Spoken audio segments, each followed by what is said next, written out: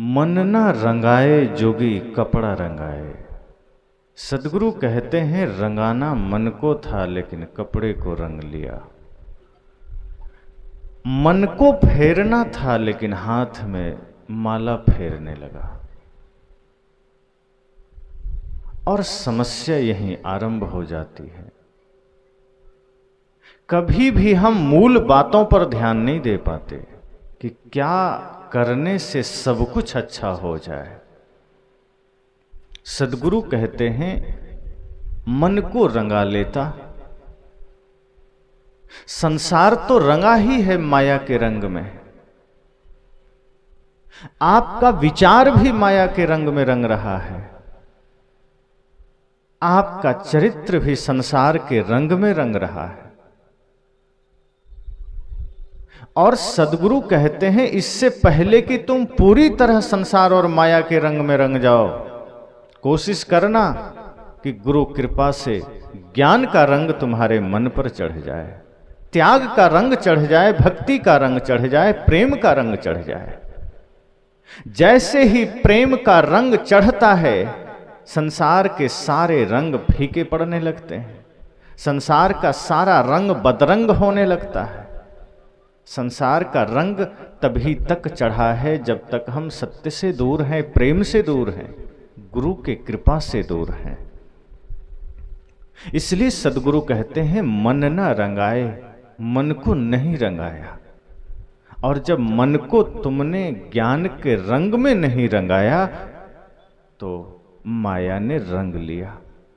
भजन आप सब सुनते हैं, रंग दे प्रभु ज्ञान के रंग में काया, रंग न ले इस पापी मन को अपने रंग में माया। हे सदगुरु कृपा करना, मन को ज्ञान के रंग में रंग देना। ऐसा ना हो कि देर हो जाए, क्योंकि माया खड़ी है सामने, संसार खड़ा है अगल बगल। अगर आपने देरी किया अपने ज्ञान रंग में रंगने में, तो ऐसा ना हो कि रंग ना ले इस पापी मन को अपने रंग में माया। कहीं माया इसे अपने रंग में रंग लिया तो फिर हाथ से निकल जाएंगे, फिर कुछ नहीं कर सकते। और संसार का रास्ता इतना कठिन है कि एक बार चल गए तो लौटना कठिन होता है। पाप के मार्ग पर एक बार आगे बढ़ गए तो वापस होना कठिन होता है। हिंसा के मार्ग पर बढ़ा हुआ कदम जल्दी लौटे इसमें बड़ी संभावना कम है। जुआ के मार्ग पर बढ़ा हुआ कदम जल्दी लौटना कठिन होता है। किसी भी प्रकार के नशे के मार्ग पर चला हुआ कदम की वापसी बड़ी असंभव हो जाती है। आज यहां छोटे छोटे बच्चे बैठे हैं, ये देश के होनहार बच्चे हैं। इनके ऊपर कल समाज का, राष्ट्र का भार आ सकता है। अगर इनके जीवन में आज आपने नैतिकता भरी है, मानवता की शिक्षा दी है, आज अगर आपने इन्हें सिखाया है अपने महापुरुषों की जीवनियां, अगर इन्हें पढ़ाया है राम कृष्ण बुद्ध महावीर सदगुरु कबीर आदि महापुरुषों की गाथाएं, तो कल को इनके जीवन में, इनके ऊपर अगर समाज का नेतृत्व आ भी गया तो ये समाज को गलत दिशा में नहीं ले जाएंगे। आज हम अपने बच्चों को सही शिक्षा, सही संस्कार नहीं देते, इसलिए वही बड़े होकर के आपके समाज में कोई विधायक बन जाता है, कोई मंत्री बन जाता है, कोई सरपंच बन जाता है, और जब उसके जीवन में किसी प्रकार का संस्कार नहीं तो गलत दिशा में ले जाता है। कोई एकाध अच्छा व्यक्ति आ गया, वो प्रयास करता है कि समाज को सही दिशा दे दें, तो 4, 10, 50 आदमी ऐसे मिलते हैं जो गलत दिशा की ओर चलने वाले हैं, वो उसे भी रोक देते हैं, अच्छा करने वाले को भी रोक देते हैं। इसलिए अगर समाज में भी परिवर्तन चाहिए तो ऐसे बच्चों को आपको परिचय कराना होगा संत गुरुओं के आदर्शों से, उनके ज्ञान से, उनके सत्संग से।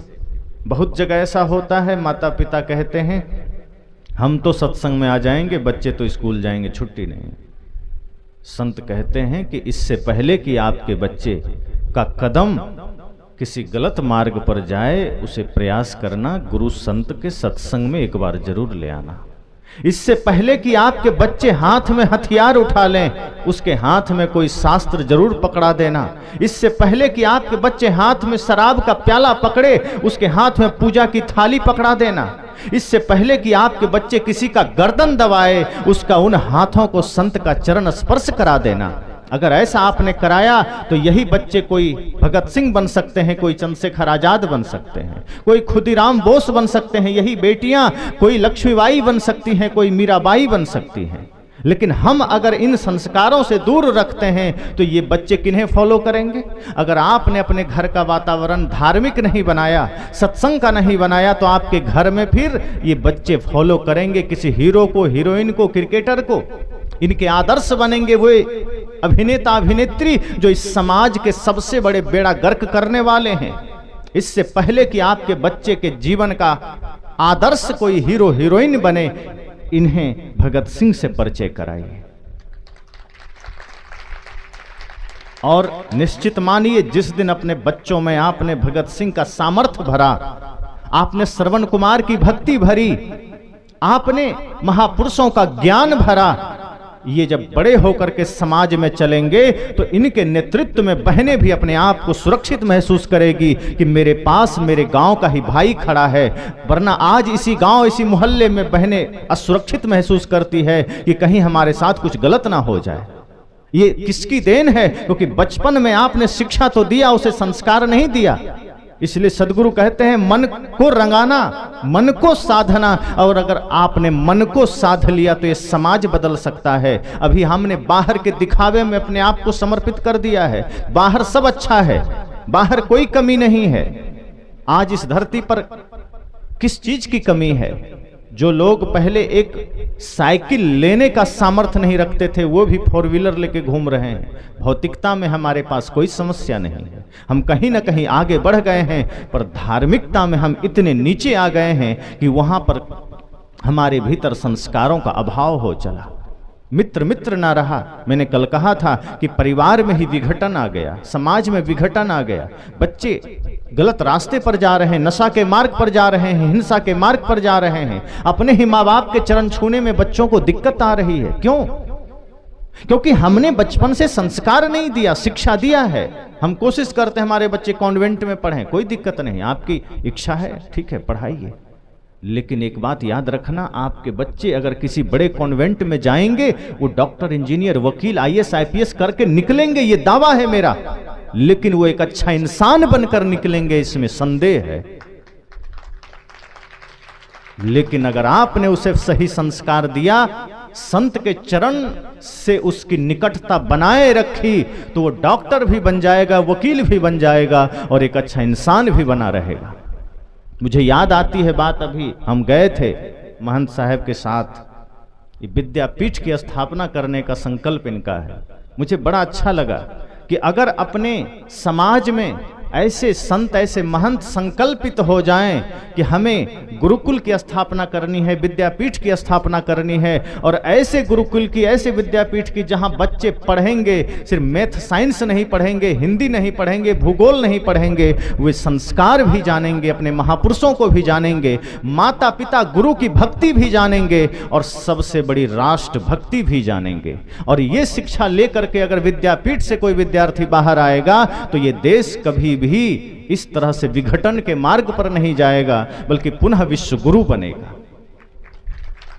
इसलिए आप सब संकल्पित होइए, महंत साहब के कदम से कदम मिलाइए कि जल्दी से जल्दी वो विद्यापीठ इस क्षेत्र में बने, ताकि वहां से ज्ञान विज्ञान एक साथ फैले संसार में। आज सिर्फ विज्ञान को हमने पकड़ा है, ज्ञान को छोड़ दिया है। ज्ञान आत्मा है, विज्ञान शरीर है। जैसे आपके पास चलने के लिए गाड़ी हो और गाड़ी में ड्राइवर ना हो तो गाड़ी चल नहीं सकती है, इसी तरह से हमारे पास दौड़ने के लिए विज्ञान है, तेज रफ्तार का। जितनी चाहे रफ्तार बढ़ा लीजिए, पर अगर आंख ही ना हो तो कहीं भी टकरा जाएंगे, गड्ढे में गिर जाएंगे। इसलिए अगर पैर आपका बढ़िया है तो आंख भी तो चाहिए। तो पैर क्या है? विज्ञान, और आंख है धर्म, सत्संग, ज्ञान। इसलिए ऐसे संतों के इस संकल्प में कदम से कदम मिला दीजिए। देखिएगा धीरे धीरे इसी समाज में जो बच्चे कल तक आपको किसी शराब के दुकान पर पाए जा रहे हैं, गुटखा हाथ में लेकर घूम रहे हैं, बीड़ी लेकर घूम रहे हैं, अंडा खा रहे हैं, वे आपको सात्विकता के मार्ग पर मिलेंगे। संकल्प के मार्ग पर मिलेंगे, राष्ट्रभक्ति के मार्ग पर मिलेंगे। और चाहिए क्या जीवन में? एक माता पिता के जीवन में इससे बड़ा क्या होगा कि उनका जीवन भी बन जाए और उनके बच्चे राष्ट्र निर्माण के रास्ते पर चल पड़े। लेकिन इसके लिए आपको सजग होना होगा। संत तो रास्ता दिखाते हैं, महंत साहब तो रास्ता दिखाने के लिए आगे आगे चलेंगे। आप सुनते हैं, कथा आती है कि जब गोवर्धन पर्वत को उठाना था तो भगवान कृष्ण ने आगे बढ़ करके उठाया, बाकी सबने फिर अपना अपना सहयोग कर दिया। पर आगे तो कृष्ण बनने का काम तो महंत साहब ने कर दिया है, अब आप सबको उनके साथ खड़े होना है। और यही बात सदगुरु कबीर सदा से कहते आए कि अगर जीवन में शांति चाहिए, जीवन में कुछ उपलब्धि चाहिए बाहर या भीतर, तो सबसे पहले मन को साधना पड़ेगा, मन को निर्मल करना पड़ेगा। मन की गंदगी ही तो समाज में निकल कर बाहर आती है। मन गंदा है, बाहर से तो पता नहीं चलता ना। मन में गंदगी है, ये कैसे पता चलेगा? वो कर्म के रूप में बाहर आता है। अच्छा भला आदमी है, समाज में लगेगा सब अच्छे हैं, लेकिन कब कौन क्या गलती कर जाए, कब किसको कौन मार दे, कब किसके ऊपर कौन कुदृष्टि कर दे, कब किसको छल ले, ये बाद में पता चलता है। कई बार आप कहते हैं कि हमें तो लगा ये बड़ा अच्छा आदमी है, लेकिन ये भी धोखेबाज निकला। आपने शकल देखा था, अकल थोड़े देखा। लेकिन जब ज्ञान जीवन में आएगा, जब सत्संग के माध्यम से जीवन में सुंदर आदर्श आएगा, तो आपका जीवन तो बदलेगा ही, बच्चों का भविष्य बनेगा और फिर ये समाज बदलेगा और राष्ट्र निर्माण में आप एक अच्छी भूमिका निभाएंगे। अन्यथा आज हो यही रहा है कि हम पढ़ाई पर ध्यान दे रहे हैं, बच्चों के चरित्र निर्माण पर ध्यान नहीं दे पाते। उनके जीवन को कैसे व्यवस्थित बनाया जाए हम ध्यान नहीं देते। इतने सारे बच्चे आज आए हैं, इनमें से मैं तो कहूँगा, अगर बच्चे आप सब ध्यान से सुनना, कि अपने जीवन में हीरो हीरोइन को मत याद करो, लेकिन भगत सिंह को याद करना। अगर कोई पूछे कि इस धरती का, इस भारत भूमि का सबसे बड़ा हीरो कौन है, तो ये किसी फिल्मी अभिनेता का नाम मत ले लेना।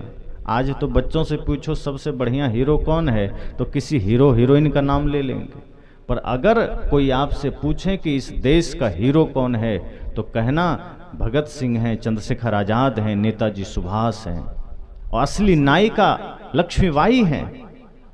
अभी कौन है तो कहना भारत की सेना जो हमारी सुरक्षा में खड़ी है, वो हमारा असली हीरो है, जो अपने प्राणों की बाजी लगाकर देश के सीमा में खड़े हैं और धूप गर्मी वर्षा ठंडी ध्यान में नहीं देते। राइफल तना हुआ है, एक हाथ में जलपान ले रहे हैं, कब किस दुश्मन की गोली सीने में चला जाए परवाह नहीं करते। और इस तत्परता से वो चाहे रेगिस्तान में खड़े हों, चाहे सियाचिन में खड़े हों, चाहे चीन बॉर्डर में खड़े हों, वो तत्पर खड़े हैं। किस लिए? कि हमारे भारतवासी सुख चैन से रह सकें, सो सकें। और हम सब क्या कर रहे हैं? कहीं जातियों में उलझ रहे हैं, कहीं संप्रदायों में उलझ रहे हैं, कहीं चोरी कर रहे हैं, कहीं छल कर रहे हैं, कहीं हिंसा के मार्ग पर दौड़ रहे हैं। क्या यही सपना देखा था भगत सिंह ने? क्या यही सपना देखा था नेताजी सुभाष ने कि हम इनके लिए शहीद हो रहे हैं, जो बाद में अपने ही देश को खंड खंड कर देंगे, जो बाद में अपने ही देश में इतनी सारी अराजकता फैला देंगे, जो बाद में अपने ही देश में अपने ही नारियों के साथ अपमान करेंगे, अपने ही महापुरुषों का अपमान करेंगे, अपने ही देश के साथ गद्दारी करेंगे। अगर ये पता होता तो वे लोग हमारे आपके लिए शहीद ना हुए होते। 7 लाख वीरों ने शहादत दी है तो हम स्वतंत्र हुए, और आज हम उनकी शहादत का क्या उपयोग कर रहे हैं। इसलिए सजग हो जाइए। सदगुरु कबीर जैसे महानतम संत ने अपनी क्रांति इसी मामले में बस नहीं किया कि छुआछूत मिट जाए, इसलिए नहीं किया कि सिर्फ संप्रदायवाद मिट जाए। उन्होंने कहा एक मनुष्य मनुष्य तब होता है जब उसके भीतर सत्य हो, अहिंसा हो, प्रेम हो, करुणा हो, दूसरों के प्रति भी संवेदना हो। मनुष्य सिर्फ शकल से नहीं होना चाहिए कि शकल से मनुष्य हो गए। मनुष्य होने का अर्थ सिर्फ इतना नहीं कि आप चल लेते हैं, बोल लेते हैं, आपका शकल आदमी जैसा दिखता है। आदमी होने का मतलब, मनुष्य होने का मतलब इतना है कि आपके भीतर धर्म आ जाए, मानवता आ जाए, इंसानियत आ जाए, प्राणी मात्र के प्रति प्रेम का भाव आ जाए। इसलिए साहब ने कहा, मन ना रंगाए जोगी कपड़ा रंगाए, मन ना फिराए जोगी मन का फिराए। मन का फिरा रहे हैं। बहुत से लोग हैं, गुरु से दीक्षा ले लिए, गुरु जी ने कह दिया कि सुबह उठना माला जपना। अब वो हाथ में माला ले लिए, राम राम राम राम या जो भी मंत्र दिया गया, ओम नमः शिवाय या गुरु नाम, सदगुरु शरणम या सतनाम चल रहा है। मन कहाँ चल रहा है? मन दुकान में चल रहा है, मकान में चल रहा है, बाजार में चल रहा है, और जीभ मुख में चल रहा है। जीभ मुख में घूम रही है, हाथ की उंगलियां माला पर घूम रही है, और मन बाजार में घूम रहा है। हो गया जप? यही जप है? सदगुरु कहते हैं नहीं, मन का फेरा नहीं, मन का अर्थात मन को फेरना था। जीभ को बंद भी रखते चल जाता, जीभ नहीं फिरे कोई बात नहीं, माला नहीं फिरे कोई बात नहीं, लेकिन मन फिर जाए। जो मन निरंतर विषयों में जा रहा है, जो मन निरंतर गाली गलौज में जा रहा है, मन वहां से फिर जाए और ज्ञान में आ जाए। समझना, भक्ति हो गई, जाप हो गया, साधना हो गई। अगर आपने किसी गुरु से माला लिया, दीक्षा लिया, गुरु जी ने क्या सिखाया? सुबह उठना, जाप करना, पर एक काम और करना।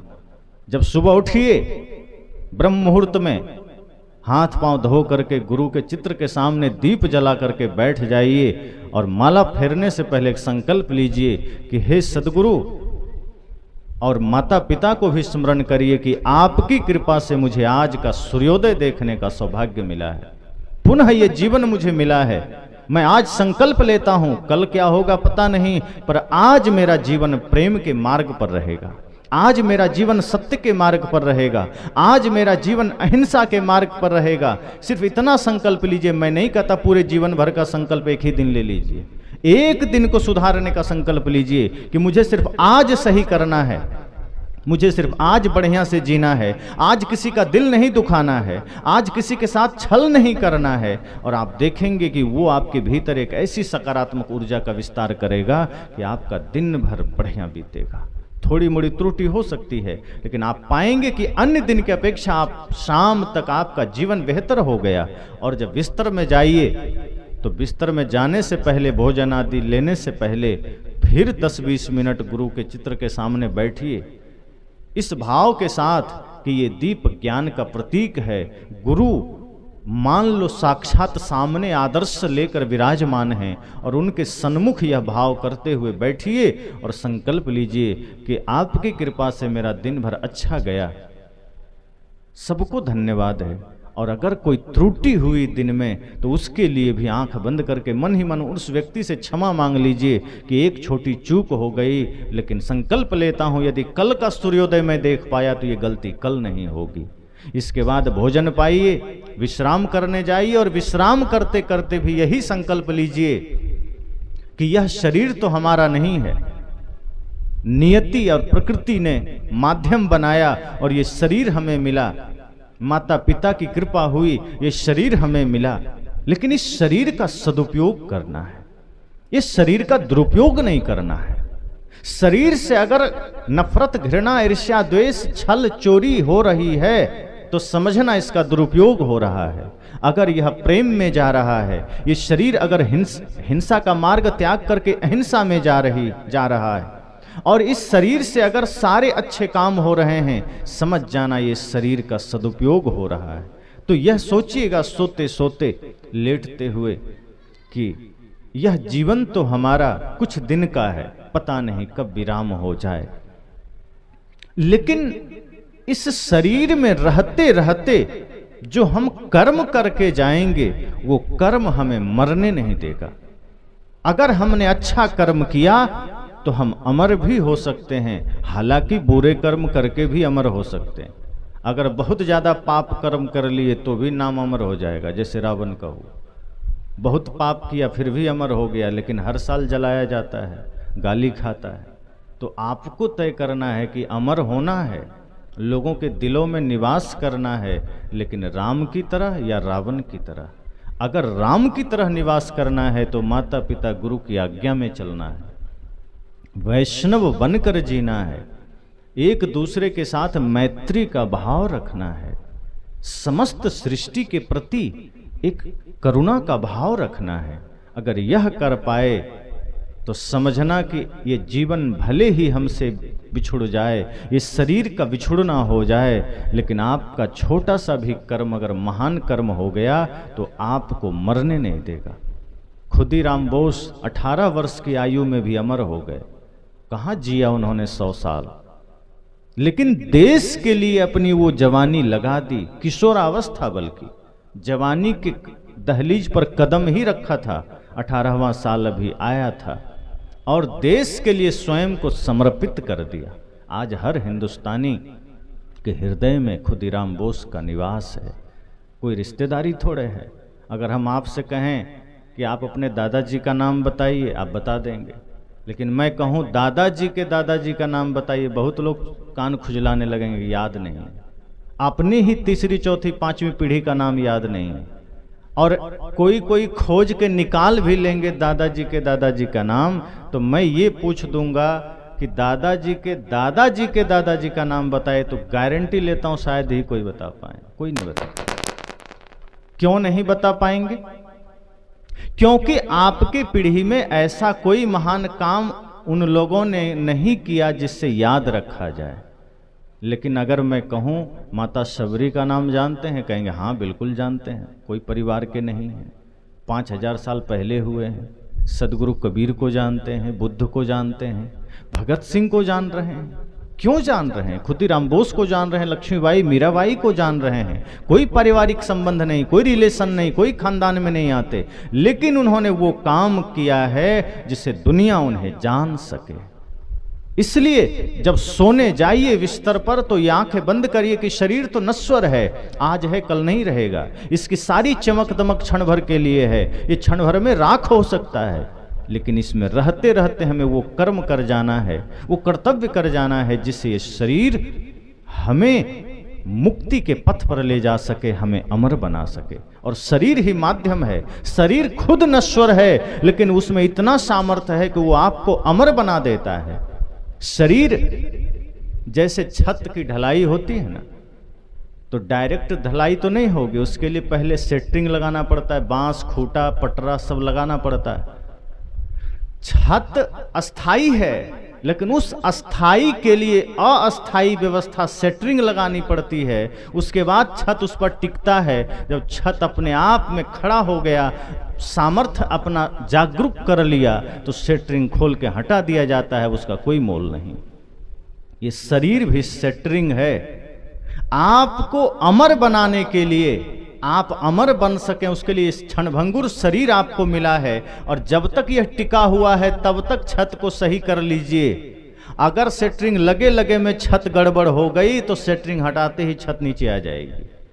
लेकिन आप ध्यान रखते हैं घर में कि घर में ऐसी भूल ना हो, पर जीवन में ये भूल प्रतिदिन हो रहा है। जीवन में यह भूल हम कदम कदम पर कर रहे हैं। इसलिए ध्यान रहे कि बिस्तर पर जब जाइए सोने तो ये संकल्प लीजिए कि शरीर हमारा नहीं है, राख हो सकता है, राख होना ही है। या तो मिट्टी में दब जाएगा, या आग में जल जाएगा, या पानी में बह जाएगा, इससे ज्यादा इसका कोई गति नहीं है। फिर इस शरीर में रहकर हम हिंसा के मार्ग पर क्यों चलें, लोभ के मार्ग पर क्यों चलें, इस शरीर से पाप क्यों कमाएं, क्यों ना पुण्य कमा कर चलें। शरीर तो वैसे भी मेरा नहीं है, ये ले लेगा। जिस मिट्टी पानी आग हवा से निर्मित हुआ है वो प्रकृति से वापस कर लेगी। तो जो शरीर को वापस ही दे देना है तो क्यों इसका मोह करना? जो शरीर अपना नहीं उसका मोह क्यों करना? अच्छा है, इसको लौटा देना है, लेकिन जैसा दिया है वैसा ही लौटाना है। प्रकृति ने जो शरीर दिया है साफ सुथरा दिया है ना। देखिए बच्चों को, छोटे छोटे बच्चों के आंखों में देखिए सौम्यता है, निर्मलता है, चेहरे पर मासूमियत है, तभी तो कहते हैं बच्चे भगवान के रूप होते हैं। लेकिन जैसे जैसे कुसंग में पड़ते जाता है, चरित्र बिगड़ता गया, कर्म बिगड़ता गया, नशा की लत लग गई, अब उसी चेहरे पर जो बचपना में सौम्यता थी क्रूरता आ गई। उसी आँख में जहाँ निर्मलता थी उसमें आप देखिए तो लगेगा जैसे नशा छा गया, नशा करते करते। तो धीरे धीरे शरीर को हमने बिगाड़ा, शरीर को हमने बर्बाद किया, कचड़ा करके, गलत संगत करके, गलत खान पान करके। प्रकृति ने साफ सुथरा दिया था। किसी से आप गाड़ी मांगते हैं, कभी कभी जरूरत पड़ जाती है, कि भैया हमारे पास गाड़ी नहीं है, ज़रा 1 घंटे के लिए दे दीजिए, ज़रूरी है। मान लीजिए बाइक है, कार है, आप लेकर चले गए बाज़ार। अब बाज़ार जाने में कहीं चक्का पंचर हो गया तो आप क्या करेंगे? जिससे गाड़ी लिए उसको पंचरे दे देंगे कि पंचर बना के देंगे? अगर आपके पास गाड़ी में कोई खराबी आई है, बॉडी में कोई खरोंच लग गया, डेंट लग गया, आप वो भी ठीक करा के देते हैं, वरना दोबारा देगा नहीं। लेकिन शरीर प्रकृति ने हमें साफ सुथरा दिया और लौटाते कैसा है? पूरा डेंट करके, तोड़ फोड़ के, पंचर करके, दुनिया भर के दाग लगा के, काम का, क्रोध का, लोभ का, ईर्ष्या का, छल का, झगड़े का, वैमनस्यता का, तमाम सारे पाप का दाग शरीर में लगा के और दे देते हैं, लो तुम संभालो। उसके बाद जो दुर्गति अगले जन्म में होती है उसका हम अंदाजा भी नहीं लगा सकते। इसलिए सदगुरु कहते हैं कि जैसा दिया है वैसा ही लौटा देना। कोशिश तो करना दाग लगने ही ना पाए, लेकिन अगर लग गया तो क्या करना है? साहब ने कहा है ना, ध्रुव प्रहलाद सुदामा ने ओढ़ी, शुकदेव ने निर्मल कीनी। ध्रुव प्रहलाद सुदामा ने ओढ़ी, शुकदेव ने निर्मल कीनी। चदरिया शुकदेव ने निर्मल कीनी। दास कबीर ने ऐसी ओढ़ी, ज्यों की त्यों धर दीनी। चदरिया झीनी रे झीनी, के राम नाम रस भीनी। चदरिया झीनी रे झीनी। उन्होंने कहा कि शरीर तो ध्रुव को भी मिला, प्रहलाद को भी मिला, सुदामा को भी मिला। कुछ दाग लग गए, उन्होंने गुरु की शरण में जाके छुड़ा दिया। पर सदगुरु कहते हैं कि मैंने जब इस शरीर रूपी चादर को ओढ़ा तो ज्यों की त्यों धर देनी, मैंने तो दाग लगने ही न दिया। तो सब सदगुरु कबीर तो नहीं हो सकते, लेकिन सदगुरु कबीर के ज्ञान को जीवन में धारण करके दाग धो तो सकते हैं। गुरु धोबी शिष कपड़ा, तभी तो कहा साहब ने कि गुरु धोबी हैं, शिष कपड़ा हैं। अपने शरीर रूपी कपड़े को ले जाना गुरु के पास, और गुरु जब धोएं तो धुला लेना, निर्मल कर देंगे। जैसे आंगन में झाड़ू देते हैं, आंगन साफ हो जाता है, घर में झाड़ू देते हैं, घर साफ हो जाता है। साहब कहते हैं अंदर झाड़ू दे के कूड़ा दूर बहाए, अंदर भी झाड़ू देना। अब अंदर वो बाहर वाला झाड़ू थोड़े पड़ेगा। अब कोई सोचे कि झाड़ू देना है, नारियल का झाड़ू चबा जाए, फिर तो मामला गड़बड़ हो जाएगा। अंदर झाड़ू देना है मतलब ज्ञान का झाड़ू देना, वैराग्य का झाड़ू देना है, सदगुरु के वचन का झाड़ू देना है। और जब ज्ञान का झाड़ू भीतर चलेगा तो हृदय रूपी आंगन पवित्र हो जाएगा। इसलिए मैंने कहा कि जब बिस्तर पर जाइए संकल्प लीजिए, जीवन थोड़ा है, पता नहीं कल क्या हो। शरीर मेरा नहीं है, यह शरीर तो मेरा घर है, मैं इसमें रहता बस हूं। जैसे ये घर आपका घर है, आप इसमें रहते हैं, टूट जाए तो घर का टूटना आपका टूटना नहीं है, घर का बिखरना आपका बिखरना नहीं है। घर धाराशायी हो गया फिर भी आप रहेंगे, क्योंकि घर टूटा है। शरीर का बिखरना आपका बिखरना नहीं है, आप तो फिर भी रहेंगे। तो शरीर अगर बिखर गया या घर आपसे छिन गया, ये घर प्रकृति ने ले लिया, तो समझना कि ये तो उसी का था, ले लिया, इसका गम क्या करना। मृत्यु से भयभीत क्यों होना, जिसका है वो ले लेगा। आप किराए पर मकान लेते हैं, शहरों में बच्चे जो पढ़ाई करते हैं बाहर किराए पर मकान ले लेते हैं, घर की सफाई रखते हैं, बढ़िया देखभाल करते हैं, पोछा झाड़ू करते हैं, जब तक उसमें रहते हैं अपना समझ करके झाड़ते पोछते हैं। पर जिस दिन उस घर को खाली करके घर आ गए और 1 महीने बाद पता चला वो कमरा टूट गया, तो आपको दुख होता है क्या? क्यों? क्योंकि आप जानते हैं किराए का था, मेरा था नहीं, तो क्यों दुख होना, क्यों परेशान होना? किराए का था, छूट गया, छूट गया। ऐसे ही शरीर भी तो किराए का है। तो जब शरीर ही किराए का है तो शरीर से जुड़े हुए प्राणी पदार्थ आपका हुआ। जो शरीर ही आपका नहीं है, इससे जुड़े हुए प्राणी पदार्थ आपका नहीं हो सकता। तो बिस्तर पर यह संकल्प लीजिए कि यह शरीर मेरा नहीं, ये तो मन से भाव से पहले ही छोड़ दीजिए इसे, और जिस दिन आप पहले ही छोड़ देंगे तो जाते समय दुख नहीं होगा, बल्कि क्या होगा, एक सिंहासन चढ़ चले एक बंधे जात जंजीर। सदगुरु कहते हैं कि जिस दिन आपने खुद से शरीर को भाव से अलग कर दिया कि मेरा नहीं प्रकृति का है, काम करने के लिए मिला था, धर्म का, भक्ति का, सत्य का, गुरु सेवा का, और वो अगर हमने कर लिया तो जाते समय क्या होगा, एक सिंहासन चढ़ चले, अर्थात एक सम्मानित होकर जाएगा, पूजनीय होकर जाएगा, और एक जंजीरों में बंध कर जाएगा, रोते हुए जाएगा, अपमानित होकर जाएगा। इस धरती से जाइए तो सम्मानित होकर जाइए। कहीं कुर्सी पर आप बैठे हैं, कोई हटा दे तो अपमान है, और खुद हट जाइए तो सम्मान है। किसी पद पर आप हैं, कोई आपको बर्खास्त कर दे तो अपमान है, और खुद से त्यागपत्र दे दीजिए तो सम्मान है। हम लोग हर दिन अपमानित हो रहे हैं जीवन में। सदगुरु कहते हैं ऐसा कर्म करिए और ऐसा भाव निर्मित करिए कि शरीर को खुद ही खुद से अलग मान लीजिए पहले ही, ये मेरा नहीं है, और मृत्यु से कह दीजिए कि जब इच्छा हो आके ले जाना, काम हो गया है मेरा, चिंता नहीं है मुझे, ये तुम्हारा ही है, जब चाहे ले जाना, कोई टेंशन नहीं है। लेकिन जैसे ही आप सोचते हैं कि ये ना छूटे और बना रहे, तो मृत्यु गर्दन पर हाथ देकर कहती अब कितना रुकेगा, चल समय हो गया। जबरदस्ती आपको बर्खास्त कर दिया जाता है, आपको कुर्सी से हटा दिया जाता है। सदगुरु कहते हैं अपमानित होकर मत जाना, खुद से ही मृत्यु से कहना जब मन करे आ जाना, काम हो गया मेरा, इस शरीर ले जा सकते हो, इसका जो उपयोग करना था मैंने कर लिया है। धर्म के मार्ग पर मैं चल रहा हूँ, ज्ञान के मार्ग पर चल रहा हूँ, राष्ट्र निर्माण के मार्ग पर चल रहा हूँ, मेरा काम पूरा है। मृत्यु जिस दिन इच्छा करे आ जाना। जेहि मरने को जग डरे, मेरो मन आनंद, कब मरी हो कब पाई हो पूर्ण परमानंद। सदगुरु कहते हैं कि जिस मृत्यु से जगत डरता है, मैं तो आनंदित होता हूं कि आना ले जाना, अच्छा भला ये शरीर निकल जाएगा, कोई भूल तो ना होगी दोबारा। लेकिन हम डरते हैं। और एक बात याद रखिए, डरेंगे तो भी मृत्यु आएगी, नहीं डरेंगे तो भी आएगी। तो जब आएगी ये सत्य है तो डरना क्यों? किससे डरना? क्या था आपका?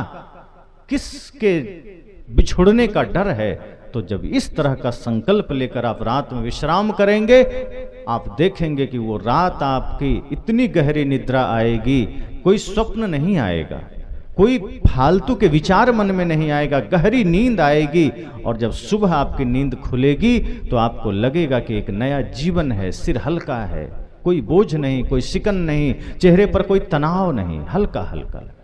अभी तो आदमी जब सुबह सोकर उठता है तो ऐसा मालूम पड़ता है रात में किसी ने पिटाई कर दी, चेहरा लटका हुआ, मुरझाया हुआ, दूषित चेहरा, लगता है 12 बज रहा है चेहरे पर, कोई उमंग नहीं, कोई उत्साह नहीं, कोई आनंद नहीं। आप खुद उठिए और दर्पण में देखिए, आपको लगेगा कि कितना स्ट्रेस में जी रहे थे, रात सोए थे कि कहीं लड़ने गए थे। जानवरों को देखिए, मगन है, कौवा कांव कांव कर रहा है, अन्य कोयल अपनी आवाज से पूरे बगिया को गुंजायमान कर रहा है, कुत्ते दौड़ रहे हैं, गाय भैंस खा पी रहे हैं, सारे जीव जंतु मस्ती में हैं, सुबह से आनंद में हैं। और एक अभागा इंसान को देखिए, लगता है सबसे ज्यादा गया बीता आदमी है जो सुबह उठ करके ही रो रहा है।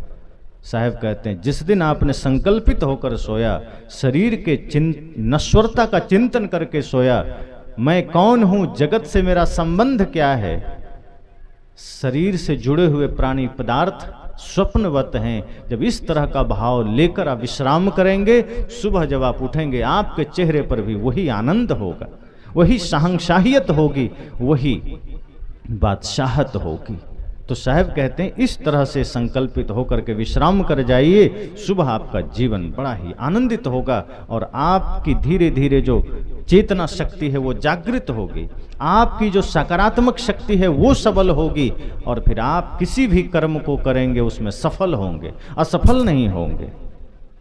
जब यह संकल्प आप करते हैं तब जीवन में सफलता आती है, और यह संकल्प आपको मिलेगा सत्संग से। इसलिए मैंने कहा कि बच्चों को इससे पहले कि उसका मार्ग बदल जाए, इससे पहले कि वो गलत दिशा में चले जाएं, इससे पहले कि वो शराब के दुकान पर खड़े हो जाए, उसे संतों के पास ले जाना, उसे गुरु के पास ले जाना। और सत्संग का प्रभाव इतना बड़ा होता है कि सत्संग से जीवन बदल जाता है। सत्संग से व्यक्ति पापात्मा से पुण्यात्मा हो जाता है, अंधेरे से प्रकाश में आ जाता है। मुझे याद आया, हमारे सरदार जी जो इसके मुख्य आयोजक हैं, उन्होंने मुझे घटना सुनाया कि किस तरह से यह सत्संग आयोजित हुआ। बड़े प्रेरणा की बात है, ये उनके जीवन की बात है, लेकिन ये सबको सुनना चाहिए कि सत्संग प्रवचन का क्या महत्व है। जब उन्होंने बताया कि दुर्घटना में उनके सिर में चोट लगी और समस्या आई, डॉक्टर के पास गए, तो डॉक्टर ने कहा कि आपको अगर जल्दी स्वस्थ होना है तो मोबाइल से बात करना छोड़ दीजिए। इन्होंने पालन किया। और दूसरी सलाह डॉक्टर ने क्या दिया? प्रवचन सुनिए। प्रवचन सुनने का सलाह दिया। अच्छा ही डॉक्टर रहा होगा, अच्छा मार्ग दिखाया, प्रवचन सुनने का सलाह दिया। अब आप सोचेंगे कि शरीर में कोई, सिर में कोई तकलीफ है, कोई समस्या है, प्रवचन से कैसे ठीक होगा? लेकिन हुआ, क्योंकि प्रवचन सिर्फ कानों में ही नहीं जाता। प्रवचन के जो शब्द इतनी सकारात्मक ऊर्जा को उद्घाटित करने में समर्थ है कि जब वह कानों के द्वारा मस्तिष्क में जाता है तो मस्तिष्क में फैली हुई नकारात्मक शक्ति को खत्म करके वहां सकारात्मक शक्ति को जागृत कर देता है और बहुत बड़ी बड़ी समस्याएं मिट सकती है। इन्होंने सुनना शुरू किया। डॉक्टर ने कहा 30 दिन में ठीक हो जाएंगे। सुनते सुनते उसी क्रम में मेरा विचार इन्होंने सुना, और जब मेरा विचार यूट्यूब पर ये सुनने लगे, सुनते सुनते कहते हैं 12 दिन में ठीक हो गए। उसी विचार को सुनते सुनते, वो ताकत है प्रवचन का। और तब इन्होंने संकल्प लिया कि जो प्रवचन हमने सुना है, जिनका सुना है, उनको बुलाना है, यहाँ सत्संग करना है। और महंत साहब साथ हो गए, प्रेरणा स्रोत बन गए। सरदार जी ने संकल्प लिया, तैयारी शुरू की, आज ये सत्संग आयोजित हो गया। दुनिया में सबसे श्रेष्ठ काम है सत्संग करना और करवाना। अगर ये आप कर लिए तो समझना जीते जी आपने जीवन को स्वर्ग बना लिया। इसलिए जब कभी भी आगे सत्संग का संकल्प लिया जाए, सब लोग साथ खड़े हो जाइए कि हम साथ हैं। दुनिया के अन्य कार्यों में साथ नहीं दे पाइए, कोई चिंता की बात नहीं, लेकिन अगर सत्संग जैसे महायज्ञ में आप सहयोगी बन गए तो आप समझना कि आपने सिर्फ इस जीवन को नहीं, आपने पीछे और आगे कितने जन्म को आपने तार लिया है।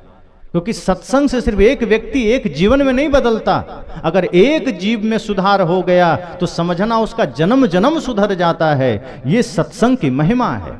जहां सत्संग की धारा बहती है वहां कागा भी हंस हो जाता है। और वो काम अगर आपने किया तो समझना कितना बड़ा यज्ञ हो गया। एक हवन कुंड बना के आप जौ तिल घी डाल देते हैं, वो तो हवा में उड़ गया, लेकिन सत्संग रूपी यज्ञ में अगर आप सहायक बन गए तो उससे बड़ा कुछ भी नहीं। गीता में कृष्ण तो कहते हैं अर्जुन से, अर्जुन को शंका हुई कि 2 प्रकार के यज्ञ की बात आप कर रहे हैं, द्रव्य यज्ञ और ज्ञान यज्ञ। हे प्रभु, दोनों में श्रेष्ठ कौन है, हम क्या करें?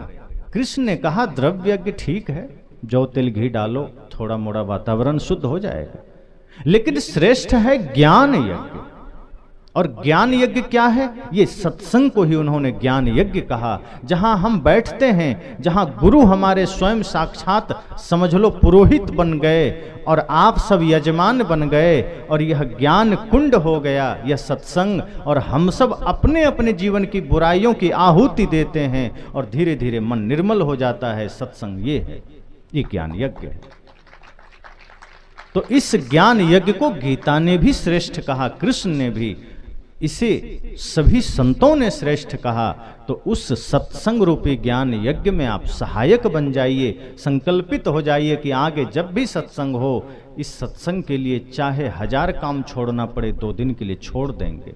क्योंकि बाकी काम तो करते करते अगर मौत आ गई तो आप फिर न जाने सांप बनेंगे, छुछुंदर बनेंगे, घोड़ा बनेंगे, हाथी बनेंगे, कोई पता नहीं। अगर बढ़िया कर्म नहीं किए, सत्संग नहीं किए, गुरु की भक्ति नहीं किए, गुरु का आशीष नहीं लिए, तो अगला जन्म कहाँ जाएंगे पता है? कहाँ से आए ये भी नहीं पता, कहाँ जाएंगे ये भी नहीं पता। तो फिर क्यों ऐसे मार्ग पर जाना जिससे कुछ आता पता ही ना हो। ज्ञान के मार्ग पर चलिए, भक्ति के मार्ग पर चलिए। सोच लीजिए कि एक दिन काम नहीं करेंगे तो भूखे नहीं मर जाएंगे, लेकिन सत्संग अगर जीवन से विदा हो गया तो भले ही पेट भर जाएगा, लेकिन जीवन सदैव नरक में ही जाएगा। तो नरक में जाने से अच्छा एक दिन भूखा रह लीजिए, लेकिन सत्संग करेंगे तो कोई भूखा भी नहीं रहेंगे। सत्संग करने से कोई भूखा नहीं मरता, ज्ञान के मार्ग पर चलने से कोई भूखा नहीं मरता। शरीर को भोजन मिल जाता है, शरीर को कपड़ा मिल जाता है, शरीर को घर भी मिल जाता है, लेकिन जो नहीं मिल पाता है वो जीवन में वो ज्ञान है, भक्ति है, परमानंद है, शांति है। और वो अगर आ गया तो समझना सब आ गया।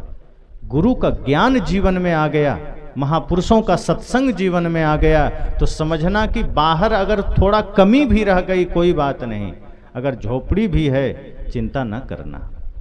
वैसे भी महल आप छोड़ के जाने ही वाले हैं, लेके थोड़े जाएंगे। शरीर पर अगर कम कीमत के कपड़े हैं, ज़्यादा चिंता न करना।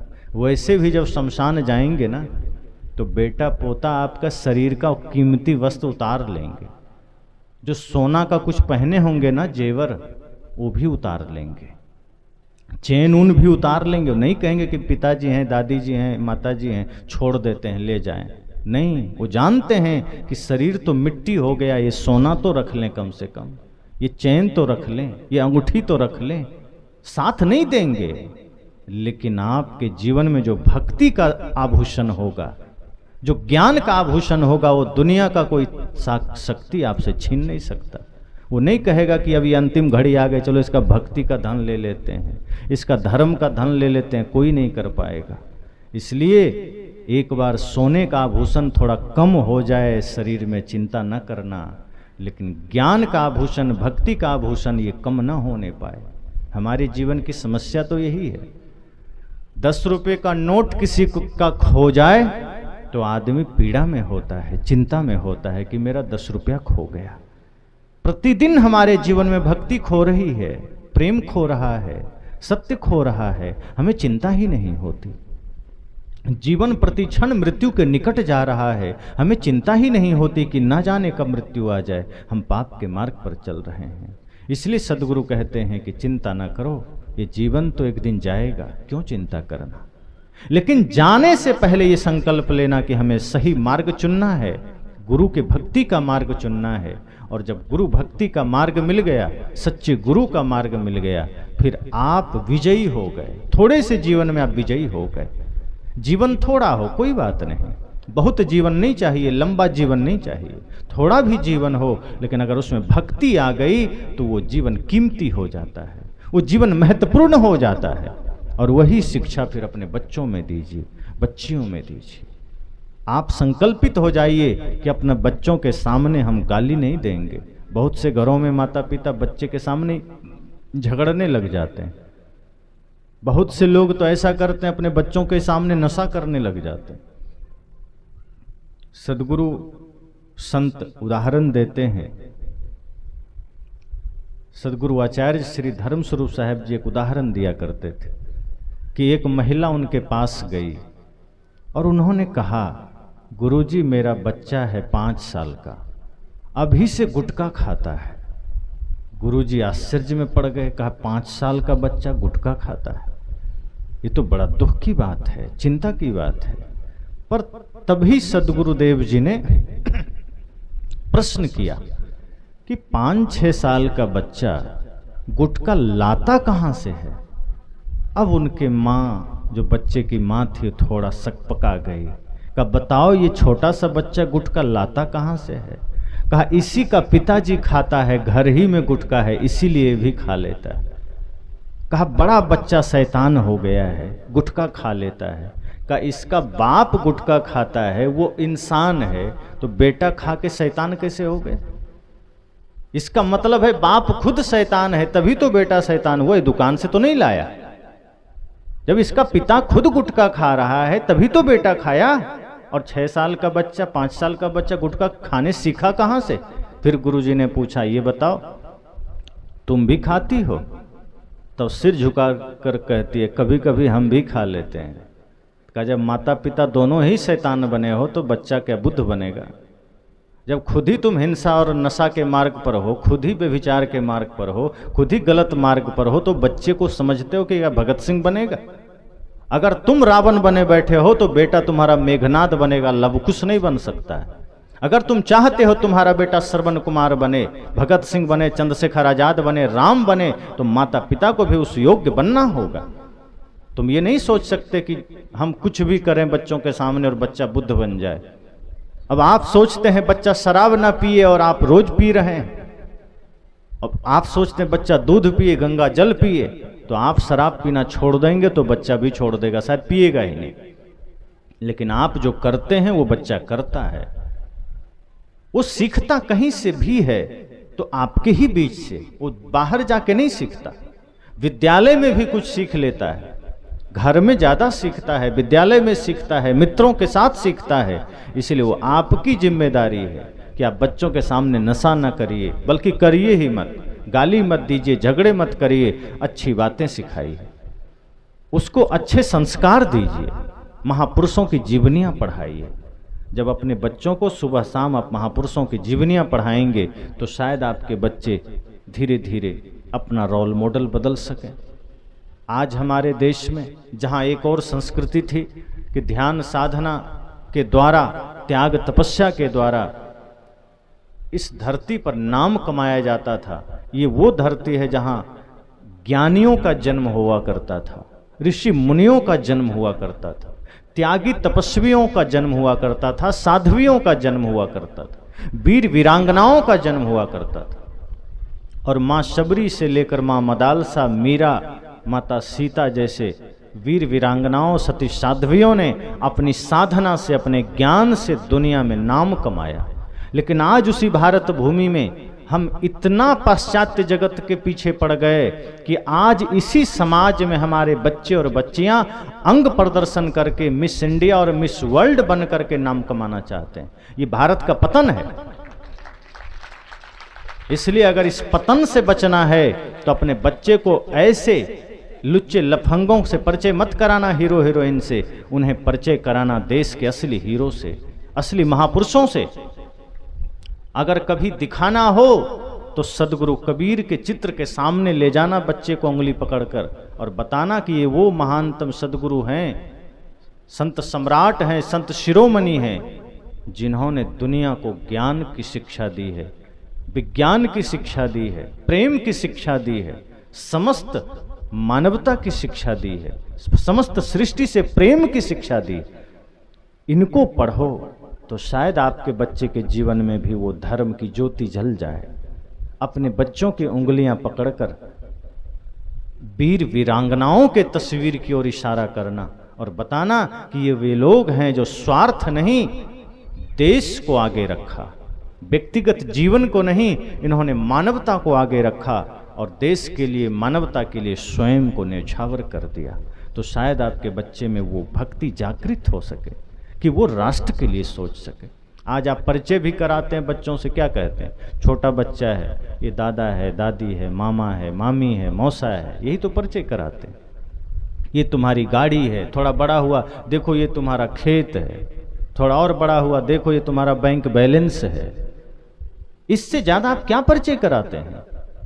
आप उसे कभी परिचय ही नहीं कराते कि ये भारत तुम्हारा देश है, ये भारत की संस्कृति है, ये भारत की मर्यादा है, ये राम है, ये कृष्ण है, ये बुद्ध है, ये महावीर है, ये आप कभी सिखाते ही नहीं।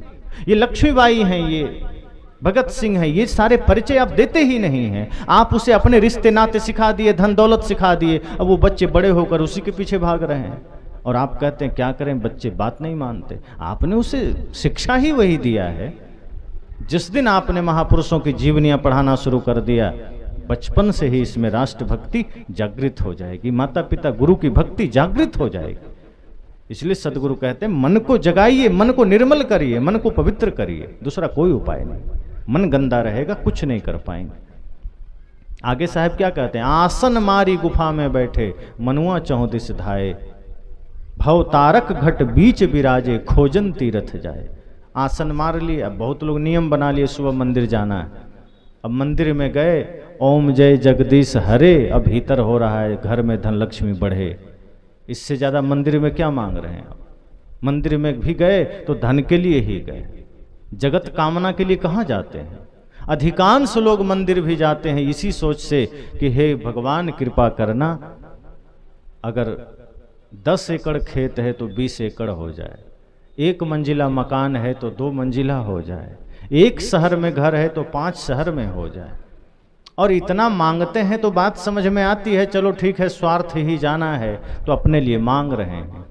गलती हम क्या करते हैं, बहुत से पुजारियों को देखा है जो मंदिर में जाके मांगते हैं भगवान से, अपने लिए तो मांग लिए भवन कि प्रभु हमें भवन दे देना, हमें धन दे देना, पुत्र दे देना, लेकिन जब पड़ोसी का ख्याल आया तो कहते हैं प्रभु हमें तो भवन दे देना लेकिन पड़ोसी के झोपड़ी में आग लगा देना।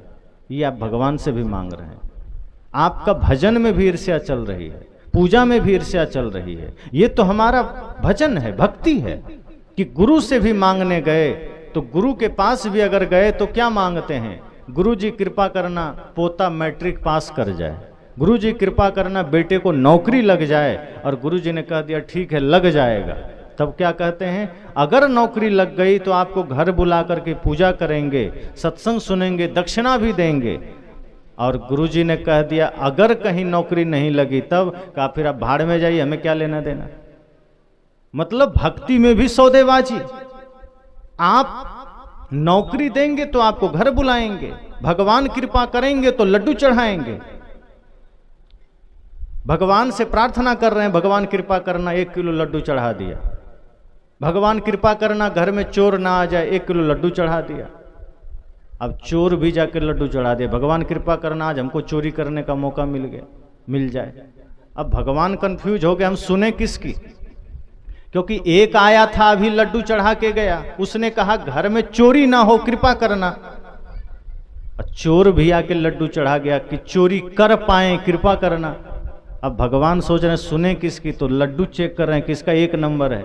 अब जिसका शुद्ध घी में बना है उसका सुन लेंगे। तो चोर लाया था 1 नंबर लड्डू, भगवान ने कहा जाओ तुम ही चोरी कर लो, उसका लड्डू खराब है, रिफाइन में बना के लाया।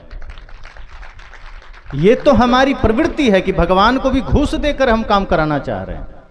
हम ये सोचते ही नहीं हैं कि भगवान को मानना स्वार्थवश नहीं होना चाहिए, गुरु को मानना स्वार्थवश नहीं होना चाहिए। वहां तो निश्चल भक्ति हो कि हे प्रभु मुझे आपसे कुछ नहीं चाहिए, हमें आपसे कोई चाह नहीं है।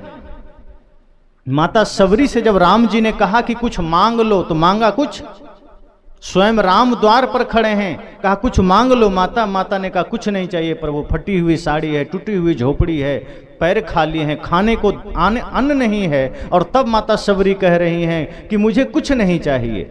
आज अगर किसी के द्वार पर ऐसे राम जी आ जाए ना और कहें कुछ मांग लो, तो आदमी कहेगा आधा घंटा का समय दीजिए, लिस्ट तो बना लें क्या क्या मांगना है, सोना चांदी हीरे जवाहरात फ्लैट गाड़ी बंगले, हम लिस्ट बनाने में लग जाएंगे। लेकिन माता सबरी ने कहा मुझे कुछ नहीं चाहिए, तो राम जी ने कहा मांगना ही पड़ेगा, लेना ही पड़ेगा। तो माता सबरी ने कहा इतनी ही कृपा है तो भक्ति का ज्ञान दे दीजिए, आपके चरणों में भक्ति बनी रहे इसका उपदेश कर दीजिए। और राम जी ने 9धा भक्ति का ज्ञान दे दिया। लेकिन उसमें भी उन्होंने क्या कहा, प्रथम भक्ति संतन कर संगा, मेरे पीछे मत आना। राम जी ने कहा मेरे पीछे मत भागना, संतों का संग करना, वही तुम्हें गोविंद से परिचय कराएंगे, वही तुम्हें मुझसे भी परिचय कराएंगे, आत्म राम से परिचय कराएंगे। इसलिए संत की भक्ति करना, संत का संग करना। तो माता सबरी ने कुछ नहीं मांगा। हम गुरु के पास भी गए, मंदिर भी गए, स्वार्थ लेकर चले गए, दुनिया भर के कामनाएं लेकर चले गए।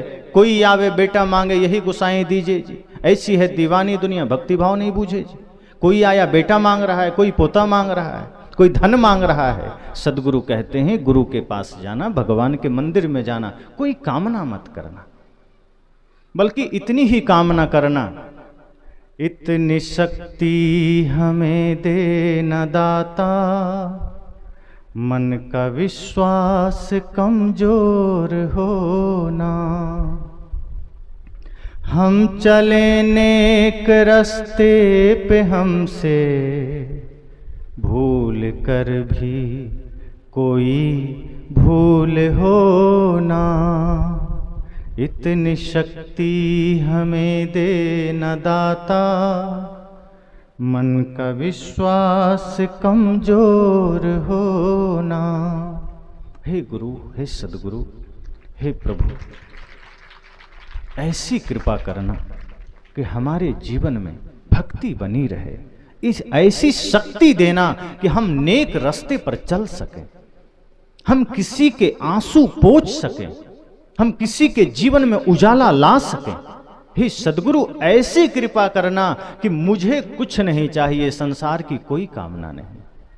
धन क्या मांगना, गुरु से मांगने का अवसर आया और क्षुद्र धन को मांग लिया जो धन छूट ही जाने वाला है। गुरु से कुछ मांगने का अवसर आया और घर मांग लिया, पद मांग लिया जो छूट ही जाने वाला है। जब गुरु से कुछ मांगने का अवसर आ जाए तो गुरु से संसार की नश्वर वस्तुएं मत मांग लेना। गुरु से तो इतना ही कहना, हे सदगुरु, वो भक्ति देना, वो सामर्थ्य देना कि मैं इस जगत के लिए जी सकूं, मैं इस प्राणी के लिए जी सकूं, समस्त सृष्टि के लिए जी सकूं, मैं दूसरे के जीवन में उजाला ला सकूं, मैं दूसरे के जीवन का सहायक बन सकूं, मैं किसी भूखे को भोजन, किसी प्यासे को पानी, किसी लाचार की सहायता कर सकूं। हे सदगुरु, ऐसी कृपा करना। तो पूजा भी करते हैं गुरु की हो चाहे भगवान की हो, मंदिर जाएं चाहे सत्संग में जाएं, स्वार्थ मत पालिए कि हमें दुनिया की दौलत चाहिए। मेहनत करेंगे दुनिया की दौलत आ जाएगी, लेकिन छूट भी तो जाएगी। तो गुरु से मांगना है तो वो धन मांगना जो छूटे नहीं। ऐसा धन क्यों मांगना जो छूट ही जाए। गुरु से मांगना, वो दौलत मांगना, वो धन मांगना जो आपको भी धनवान बना दे, जो आपको भी दौलतमंद बना दे। और जिसके जीवन में माता पिता गुरु की भक्ति है, राष्ट्र की भक्ति है, उससे बड़ा धनवान दूसरा कोई नहीं है। इसलिए धनवान बनिए तो इस रूप में बनिए कि आपको कोई निर्धन न बना सके, आपको आपका धन कोई छीन न सके।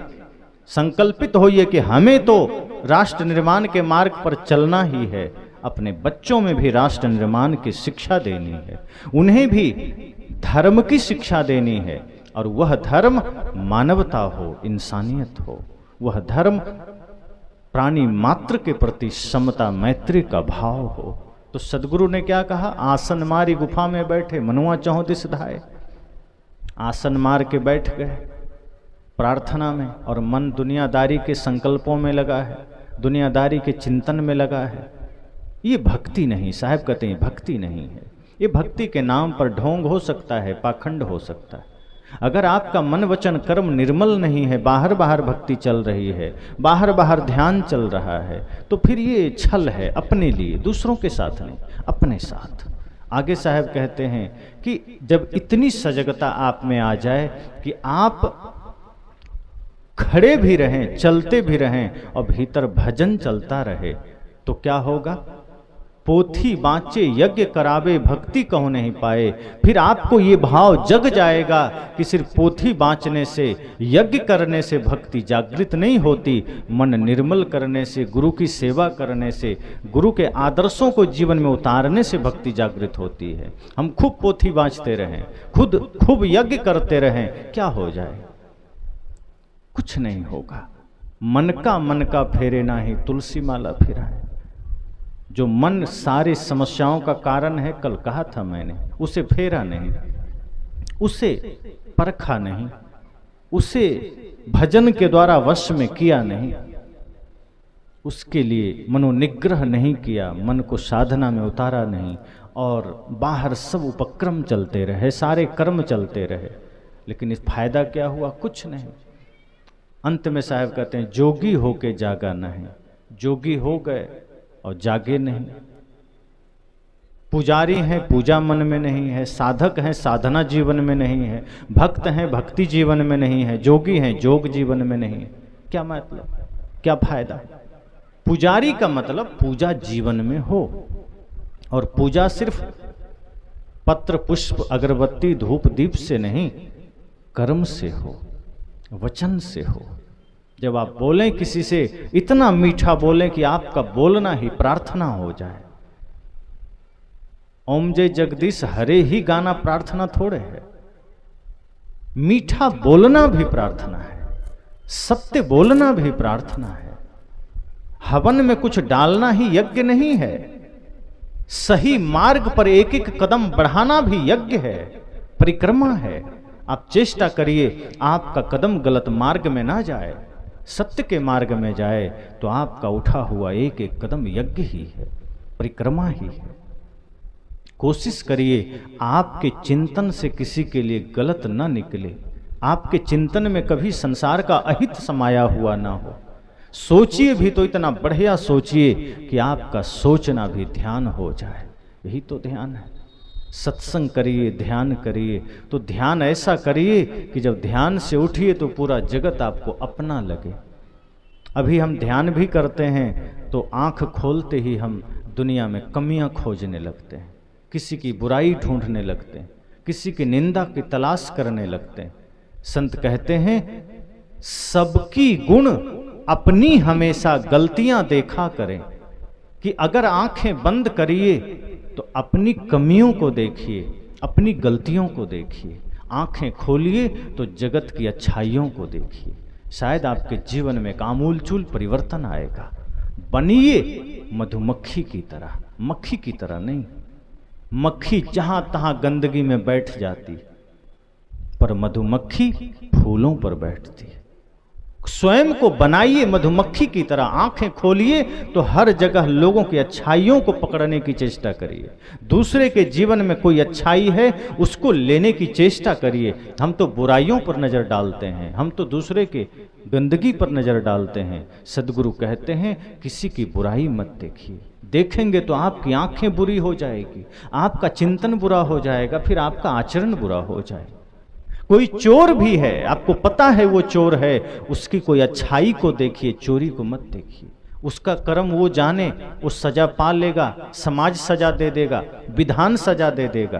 पर आप अगर किसी की निरंतर बुराई का दर्शन करते रहे, किसी की बुराई का चिंतन करते रहे, तो वो तो बुरा है ही, आपका मन भी बुरा हो जाएगा और फिर समस्या हो जाएगी। इसलिए सदैव संकल्पित रहिए। साहब ने कहा जोगी होके जागा नाही, 84 भरमाए, जोग जुगत सो दास कबीरा, अलख निरंजन पाए। अगर जागे नहीं, होश में नहीं आए तो ये जीवन चला जाएगा।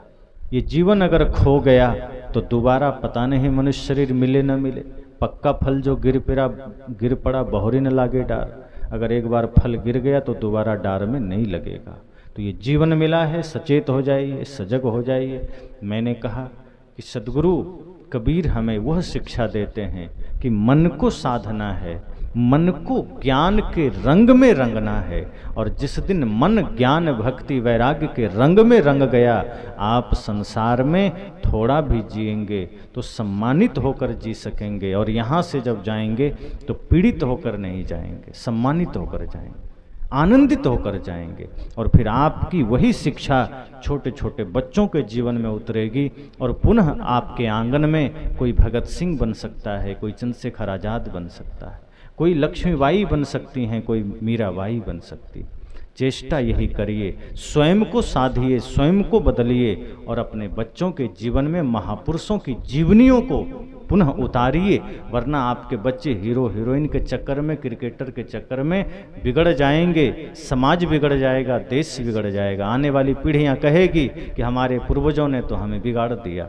ये कलंक लेकर धरती से मत जाइए, स्वयं को बनाइए। बच्चों के जीवन में भी वही नैतिकता का भाव जागृत करिए, राष्ट्र सेवा का भाव जागृत करिए। छोटे छोटे बच्चे इतना संकल्प लो कि अपने जीवन में हमें भगत सिंह जैसा बनना है, थोड़ा जीना है, देश के लिए जीना है, माता पिता गुरु के लिए जीना है, समाज के लिए जीना है। गलत मार्ग पर हमें नहीं जाना। गलत मार्ग पर जाकर के आप रावण बन सकते हैं, कंस बन सकते हैं। गलत मार्ग पर जाकर के आप कसाव की तरह बन जाएंगे, लादेन की तरह बन जाएंगे। लेकिन ध्यान रखना, अगर आप धर्म के मार्ग पर हैं, माता पिता गुरु की आज्ञा में चल रहे हैं, तो आप भी भगत सिंह की तरह सम्मानित हो सकते हैं, आप भी अब्दुल कलाम की तरह सम्मानित हो सकते हैं। आपको तय करना है कि आपको भगत सिंह की तरह बनना है कि लादेन की तरह बनना है। बस।